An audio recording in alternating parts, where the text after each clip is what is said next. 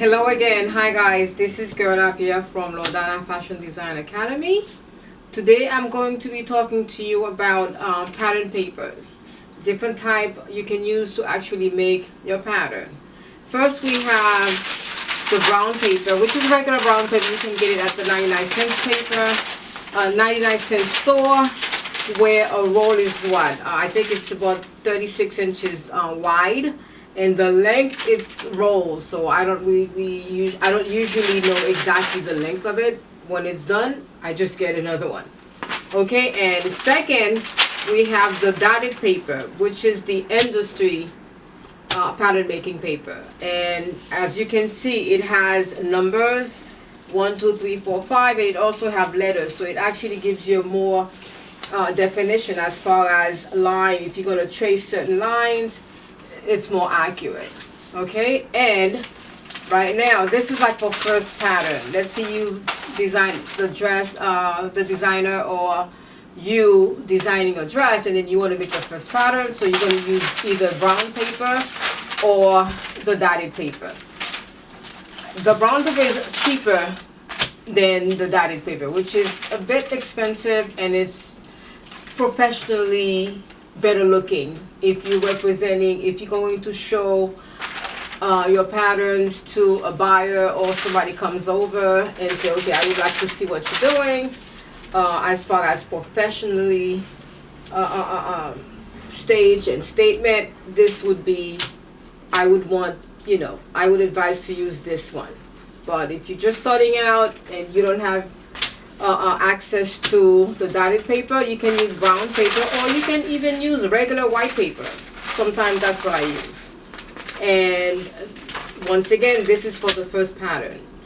So in case there's any corrections, you can actually redo it, cut it out and retrace it and make adjustment to the dress, the skirt, jacket, whatever you're working on, and then you take it from there. Now, once you're done with the first pattern, everything is good. Let's say for this jacket, for this crop jacket, I drafted, make a sample of it. And if I needed to make any adjustment, like for this, actually, this is a perfect example. The neckline, on this side is a little bit wider than this side. So what I'm going to do, I'm going to take the pattern, cut it, and retrace it and reframe it, and then take it into cut it again and resew it and make sure everything is good. Once everything is good for the pattern, with the pattern actually, and you fit the dress on the mannequin if you have one, or you can fit it on you. Let's say you're making a dress for yourself.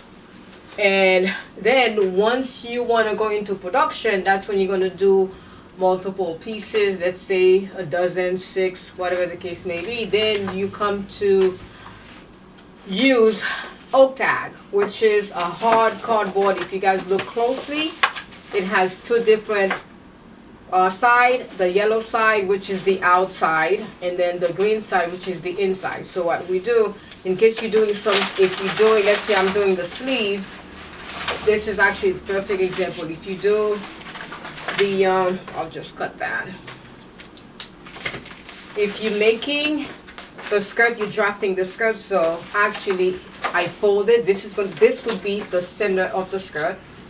You see it? This would be the center of the skirt.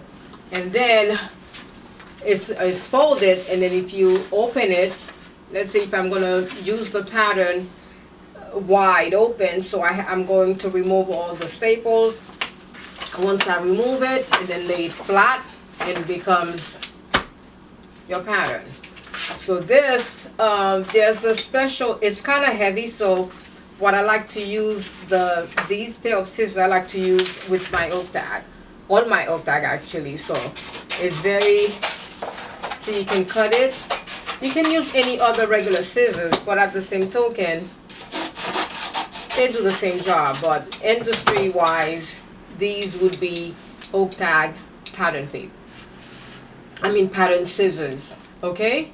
And it kind of like builds up your muscles too.